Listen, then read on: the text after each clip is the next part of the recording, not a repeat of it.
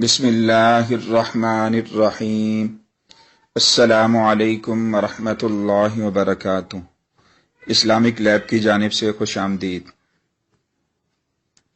حضور صلی اللہ علیہ وسلم کے زمانہ میں مدینہ منورہ میں ایک شخص رہتا تھا جس کا ظاہر بہت اچھا اور بہت نیک صورت تھا، جیسے اہل ایمان کے درمیان ایک نایاب اور مشہور شخص ہو، لیکن وہ شخص بعض اوقات رات میں چھپ کر لوگوں کے یہاں چوری کرتا تھا۔ ایک رات کا واقعہ ہے کہ چوری کے لیے ایک دیوار پر چڑھ گیا، دیکھا کہ اس گھر میں بہت زیادہ مال و دولت ہے، وہاں پر ایک جوان لڑکی کے علاوہ کوئی دوسرا بھی نہیں ہے۔ اپنے دل میں کہنے لگا، آج تو مجھے دوہرا خوش ہونا چاہیے، ایک تو یہ سارا قیمتی سامان مجھے مل جائے گا، دوسرا اس لڑکی سے لذت بھی حاصل کروں گا۔ اسی فکر میں تھا کہ اچانک غیبی بجلی اس کے دل میں چمکی، جس سے اس کی فکر روشن ہو گئی۔ غور و فکر میں ڈوب گیا اور سوچنے لگا، کیا ان تمام گناہوں کے بعد تجھے موت کا سامنا نہیں کرنا؟ کیا موت کے بعد خداوند عالم مجھ سے باز پرس نہیں کرے گا؟ کیا میں اس روز کے عذاب سے بھاگ سکتا ہوں؟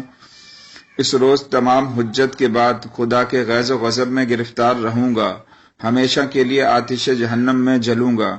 یہ سب باتیں سوچ کر بہت زیادہ پریشان ہوا اور خالی ہاتھ ہی وہاں سے واپس آ گیا۔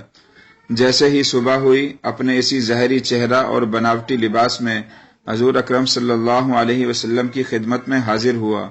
اچانک اس نے دیکھا کہ وہی لڑکی جس کے گھر میں گزشتہ رات چوری کے لیے گیا تھا، پیغمبر علیہ الصلاۃ والسلام کی خدمت میں حاضر ہوئی اور عرض کیا، میری ابھی تک شادی نہیں ہوئی ہے، میرے پاس بہت زیادہ مال و دولت ہے، میرا شادی کرنے کا ارادہ نہیں تھا، لیکن رات میں نے دیکھا کہ ایک چور میرے گھر میں آیا، اگرچہ وہ کچھ نہیں لے کر گیا، لیکن میں بہت زیادہ ڈر گئی ہوں، گھر میں تنہا رہنے کی ہمت نہیں رہ گئی، اگر آپ مناسب سمجھے تو میرے لیے کوئی شوہر تلاش کریں۔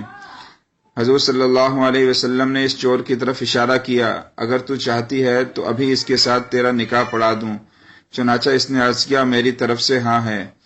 حضور اکرم صلی اللہ علیہ وسلم نے اسی وقت ان دونوں کا نکاح پڑھا دیا۔ دونوں ایک ساتھ اس کے گھر میں آ گئے۔